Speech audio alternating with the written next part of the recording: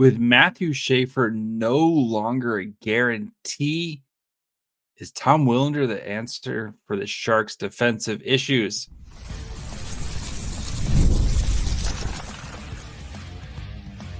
You're Locked On Sharks, your daily podcast on the San Jose Sharks, part of the Locked On Podcast Network, your team every day. Hello, welcome to Locked On Sharks, the premier hockey podcast covering your favorite team in the Bay Area. My name is JD Young, caretaker at the Reef, also the co-host of Locked On NHL. I want to thank you for making Locked On Sharks your first listen. Proudly part of the Locked On Network. We cover your team every day. And if you want to be an everydayer, all you have to do is just follow along wherever you get podcasts, or you can watch on YouTube as well. And today we're going to be trying to explore some of the trade options for the Sharks, especially with that Dallas pick. And we're going to be looking at Vancouver Canucks prospect Tom Willander. So we're going to look at his kind of profile, look at go back to his draft status, where he fit with the Sharks prospect pool, why a trade would make sense for both parties, and more importantly, where does he play next season? So before we get to all that, do want to let you guys know today's episode is brought to you by Monarch Money. Take control of your finances with Monarch Money. Use code LOCKEDONNHL at monarchmoney.com for 50% off your first year. So, Tom Willander, first of all, Canucks, be a normal organization for once in your life.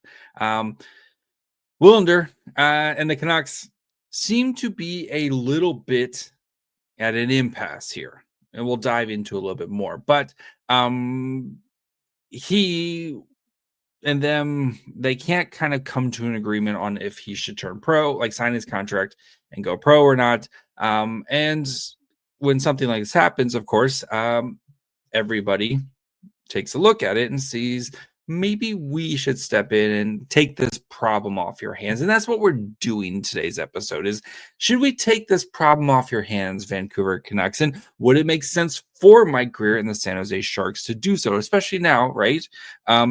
After the draft lottery, Matthew Schaefer isn't a guarantee for the Sharks at number 2, right? At number 1, like, if you passed on Schaefer, you would pass on Schaefer, right? And you could make the argument for Misa over Schaefer, and some people have. But at number 2, that decision might be made for you if the Islanders pick Matthew Schaefer. And I think this not getting the number 1 pick, I think it puts pressure on Mike Grier to have to go out and find an answer at defense, specifically, hopefully, a right-handed answer. Yes, I know Schaefer is left-handed, but go out and try to find a long-term answer, another guy other than Sam Dickinson. So let's get into Tom Willander and kind of go back to his draft profile and get to know him a little bit better. So Tom Willander is a 6'1", 190-pound defenseman, just turned 20 years old I think it was in February, if I recall correctly. Yes, February 9th, he turned 20 years old. Right-handed defenseman playing for Boston University. 39 games this year, only had 2 goals, 22 assists with 47 shots on goal.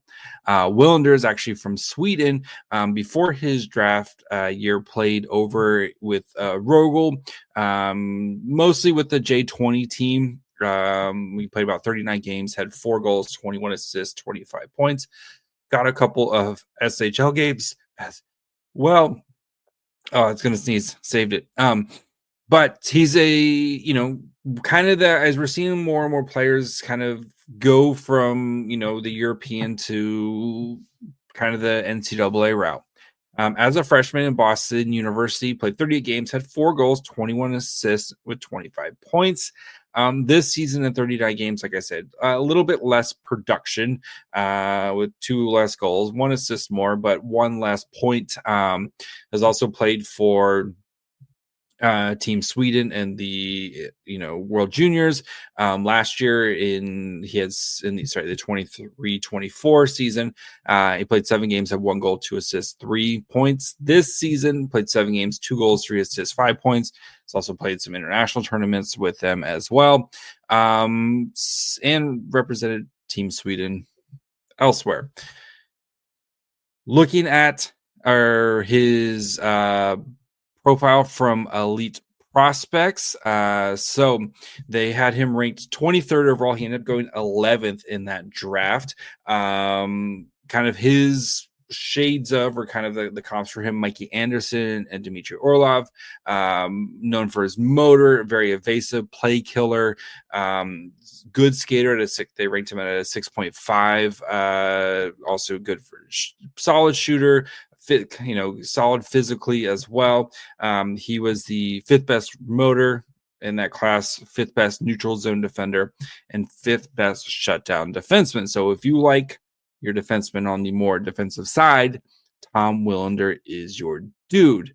Looking at his kind of some of the scouting reports from that season, Willander has been among the draft's biggest risers on most ranking, including theirs, Elite Prospects. He impressed us early, and his evidence in his game reports was more of a case of growing admiration rather than being caught totally off guard by his skill level. Willander's value stems from a combination of high-end skating and motor. He's always engaged defensively, uses his dynamic posture and evasive footwork to guide attackers away from the middle and break up plays along the boards. When you add the fact that he's both strong and skilled physically and relentlessly competes for every puck, he's a nightmare to play against, even if you start or manage to gain advantage. Willander has the quickness to recover most of the plays. Simply put, he's one of the most projectable defensive players in the entire draft. Willander's defensive reads are a strength, but high-end offensive instincts are currently missing from his game. He can consistently create potential openings and advantages with his feet, but couldn't often capitalize on them. And then reported move to Boston College on his draft. He ended up going to Boston University. Should serve him well in his regard. Even if Willander doesn't end up taking significant steps offensively, his floor as a prospect remains high, becoming a complimentary number 4 blue liner who provides a lot of defensive value through his skating, motor, and physicality while being able to move the puck competently is definitely in the cards, even without any major development leaps. If the offense does take off, watch out. So far, the offense really hasn't taken off at Boston College or at Boston University. One thing to keep in mind is who are 2 defenders who just been playing at Boston University. The Hudson defenders, right? Lane Hudson, who just finished his rookie season with Montreal, played freshman season, Boston University. Now you have another Hudson who just finished his season there. So he's never going to get the kind of offensive juice because of who he plays with. That's not kind of his role. Looking at some of his analytics here. So from NHL Foley, he had Willander as the 73rd NCAA defender. His scoring wasn't great. Generation wasn't great. Off puck was solid, and transition game was really good at 70.2%. This was a little bit earlier in the season as well, and he played second pairing minutes, right, for Boston University. Looking at Byron Baders, doesn't have him being a star, which is a 0.7%, 0.7 points per game as a defenseman. But projects Willander to be an NHL player at kind of about 20 points a season. So Willander, even looking at like some of his more recent scouting, like he played very well at the World Championships this season as a 19, soon to be 20-year-old, one of the older players, but was one of the best defensemen in the game for Sweden. Like he was a huge part of Sweden in their run during the World Juniors this season, but definitely hasn't maybe gotten to grow his offensive game as much as you would potentially like. So if you like defensive defensemen, Willander's your guy, right? And it still does leave some questions of kind of where he would fit with the Sharks, and especially if he's kind of the fit of what they need on the back end. So we'll discuss that more here in a second. And then, of course, we'll talk about a potential trade and more importantly, where he would play next season. So we'll get to that here in just 1 second. You just realized your business needs to hire someone yesterday. How can you find amazing candidates fast, easy? You just use Indeed. When it comes to hiring, Indeed is all you need. Stop struggling to get your job post seen on other sites. Indeed's sponsored jobs put your post at the top of the page and help you reach right candidates faster. If you've been in a spot where you need to hire like yesterday, the pressure's on, and every day without the right person is a setback. That's exactly when Indeed sponsored jobs come in handy. They make sure your post is seen by the right candidates right now. And now you can speed up your hiring process with a $75 sponsored job credit. Just go to Indeed.com/lockedon right now and support our show by saying you heard about Indeed on this podcast. Terms and conditions apply. Hiring, Indeed is all you need.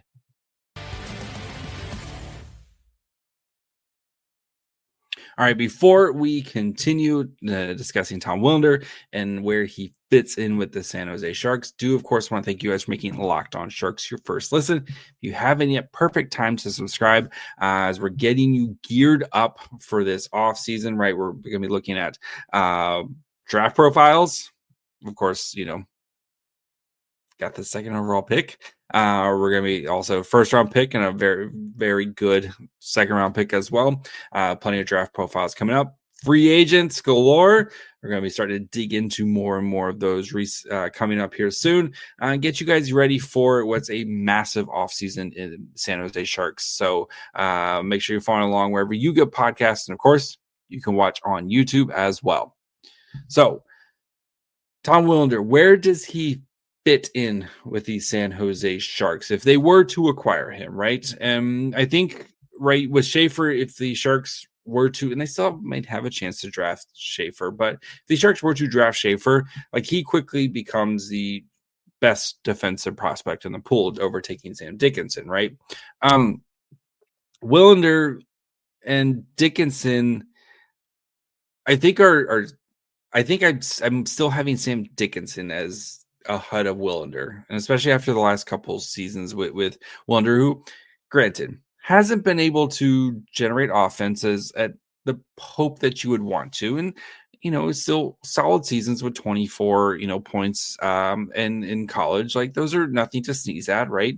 Granted, he's on very good teams and got to play with Macklin Celebrini one of those seasons, and is got to play with some of the Hudson brothers, et cetera, but hasn't really kind of taken that jump offensively that you like. So,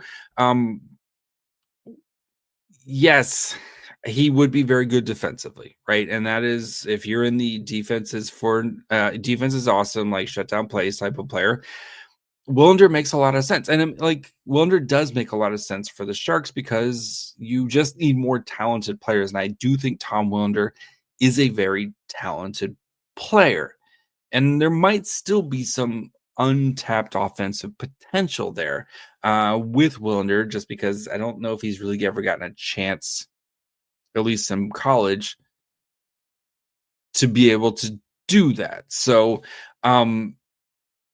as for his fit, right, and what the Sharks need, right, we do know the Sharks need puck moving defensemen who can get the puck going in the other way. And he does do that. Like, that is one of his skills and one of his strengths is getting the puck, moving the puck the other way. He does, looking at some of the kind of analytics and data from him, he does struggle at the retrieval part in the defensive zone, right? Of like, go get puck and then turn it around and start going the other way. He does struggle with that a little bit. We don't know if that's Boston University's system. We don't know if that's Willander. Maybe it's a little bit of both type of thing. But, if you're looking for a guy who's going to run your power play and, potentially score like 40, 50 points in the NHL, I don't think Willander's your guy for that.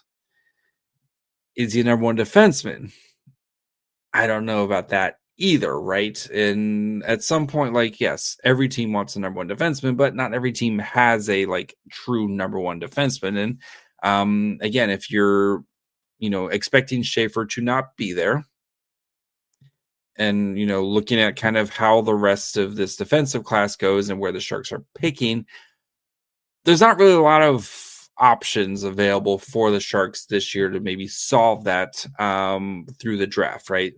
And free agency, right? We've kind of looked at it, and we'll start to kind of look at where the Sharks will be, potentially spending some money here, but there's not a lot of great options there either. So this might be one of those things where the Sharks just aren't going to find a potential right-handed defenseman this season. And right, we know the Sharks, they're going through this rebuild, and we don't expect this thing to be like completed this year, right? This rebuild is not going to like, after the draft, guys, rebuild's done. Let's go. This is our team. Like this thing is still going to take some more time. And I do think that right-handed defenseman really kind of does feel like the last piece that they're missing. And again, I know Schaefer's a left-handed defenseman, but he's pretty good, right?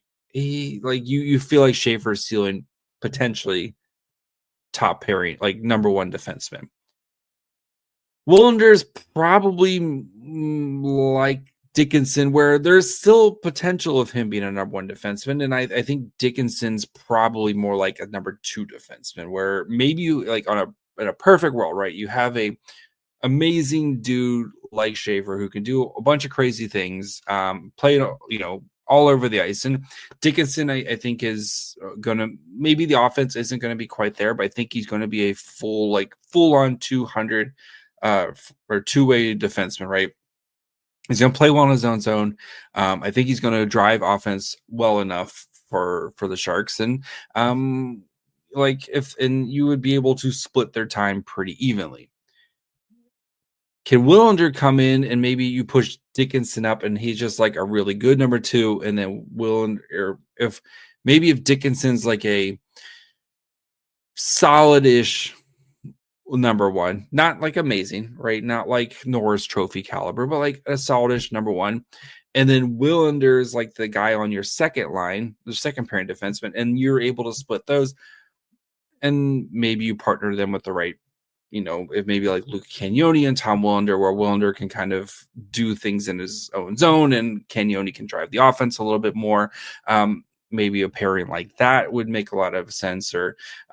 But I do think Willander, that was kind of your plan of like Dickinson's going to be our top line defenseman and he's going to play a bajillion minutes a night. And Willander, if Dickinson's not out there, Willander is going to be out there basically for the most of the part. And between those two guys, we feel like we can cover 45 to 50 minutes a game in an important game, right? Like a playoff caliber game. We feel like we can get 25 minutes out of both those guys each, where if one of them's out, like if Dickinson's out there, and then when Dickinson comes off, Willander comes out, and then when Willander comes off, Dickinson, like you could basically do that for a majority of a game.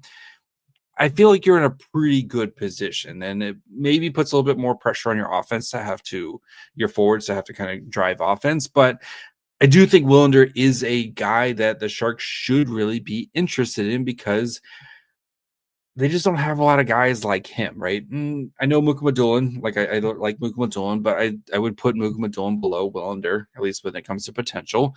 Cagnoni's just a different cat to Willander. Like Cagnoni is a offensive dynamo who does, solid in his own zone, but going to need the right partner, right? I think that's a big thing with him. And Eric Polkamp, there's questions about him. Like he's done well in college, but like what happens now? And when you come to, and Jack Thompson, like the kind of, like we've seen Jack Thompson be able to drive offense and, at parts. And I think he's worked on his defensive, but, he's probably more like a 4, 5, or 6 for a good team. So I think Willander would give the Sharks a solid 2-3. It's kind of, especially on the right side.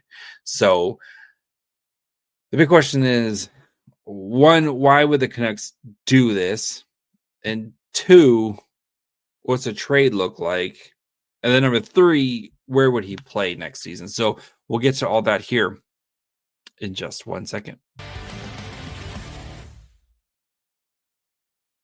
Ever check your bank account, wonder where did all my money go between dining out, online shopping, entertainment, and for me, just buying snacks for my children?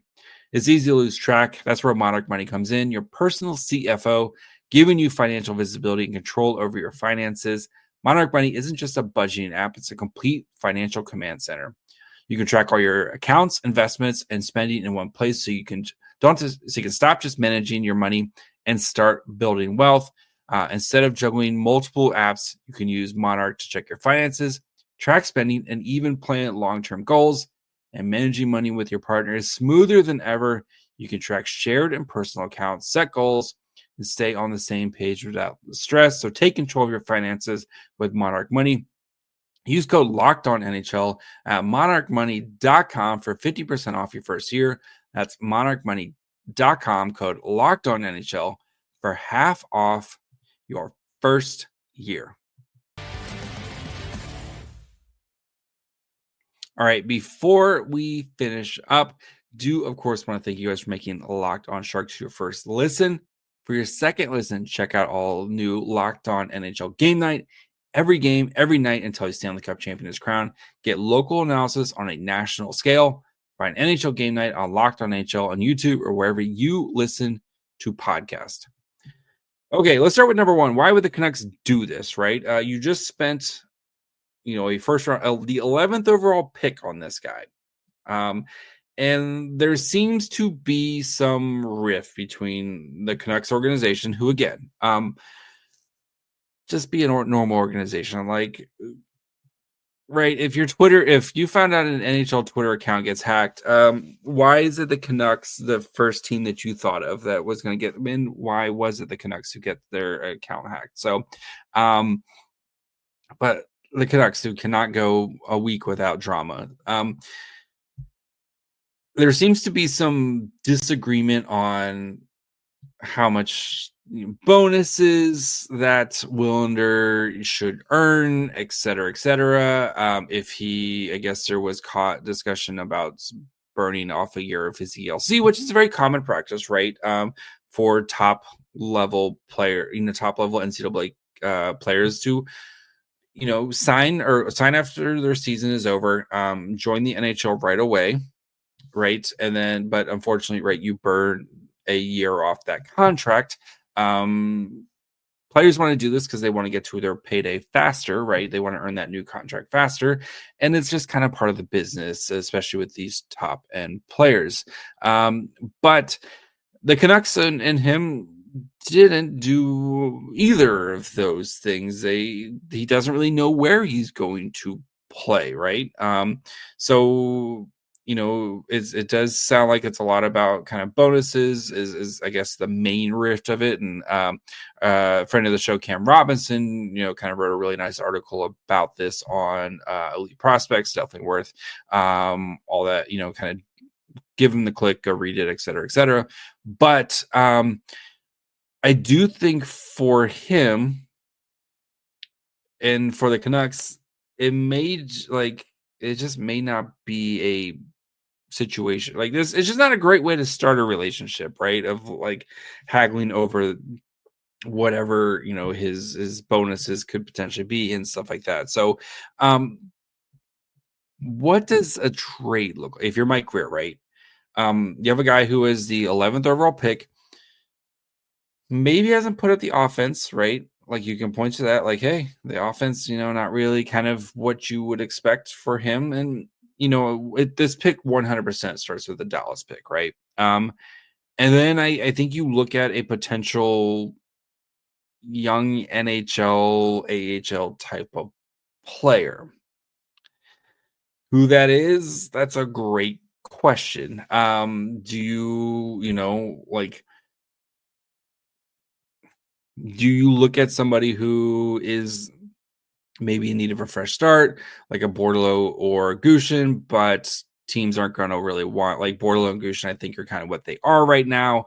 Do you trade away a Colin Graff, who I think is an NHL player right now, but you found Colin Graff, like you're trading what you feel like is not a sure thing, but you kind of know what Colin Graff is, and Colin Graff is an NHL player for someone like Tom Willander, who like we don't know what Willander is going to be like up and coming, like as he turns pro and stuff. So I do think like you're probably looking at a solid prospect and the pick for like that Dallas pick as a starting spot. And I don't know, like I'm not trading Musty or Chernyshov or Holt. Like I don't know about guys like that because again, those guys are still and do the Canucks want something like that? Like this team wants to win, right? Those guys aren't helping this team win this season.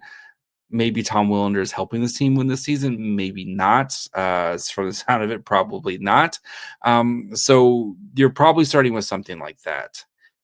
If the Sharks do pull off the trade, first thing I'm doing is I'm signing him into a DLC. Like you can come play. Like we'll see you on the Barracuda next season, basically, because you look at like the Barracuda and the defense. They're it doesn't look like Polkamp's going to play. Maybe they get, Axel Landin, who does it. It does sound like his time over in Sweden is done. Like he's out of his contract with HV71. I would expect so there's going to be an announcement on Landin at some point for him to sign his ELC. But like, yeah, you have Jack Thompson, who might be a tweener type of player again, right? He spent half a season with the Sharks, half a season with the Barracuda. Luca Cagnoni, like you can probably count his days that are left on the Barracuda. They're going to need some more help over there. And I do think this Barracuda team is going to be pretty solid again next year. Like I would let him play the next season over with the Barracuda and just, let him get used to playing professional hockey because yes, you'd want to see some more offense, but I just don't know at Boston University if he's going to have a chance to do that as long as there is a Hudson kid wearing that sweater right now. So that's what I think.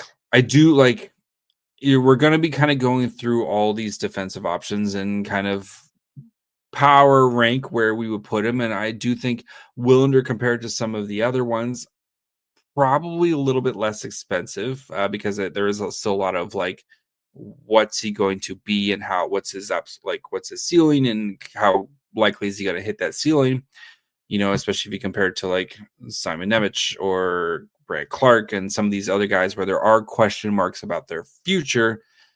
I do think Willander, I do think he's the least expensive, let's just put it that way, to acquire. But I also think he maybe doesn't do exactly what you're looking for, especially if you're looking for a potential offensive pushing defenseman. And I do think the Sharks need offensive pushing defensemen. So, but definitely a person I'd be very interested in acquiring if I was Mike Grier in the San Jose Sharks. Again, but I do think for Grier, looking around and keeping your options open right now, not the worst thing in the world. So we'll be back tomorrow as we continue our looking at the different draft classes. We'll be looking at the 2021 Sharks draft class with William Eklund. So we'll spend some time talking about Eklund, look at how the rest of that draft class is shaping up right now. So make sure you're following along wherever you get podcasts. And of course, you can watch on YouTube as well. Follow the show on Twitter, Facebook, and Instagram at Locked On Sharks. Follow me on Twitter and Blue Sky at My Fry Hole. Till tomorrow. Bye, friends.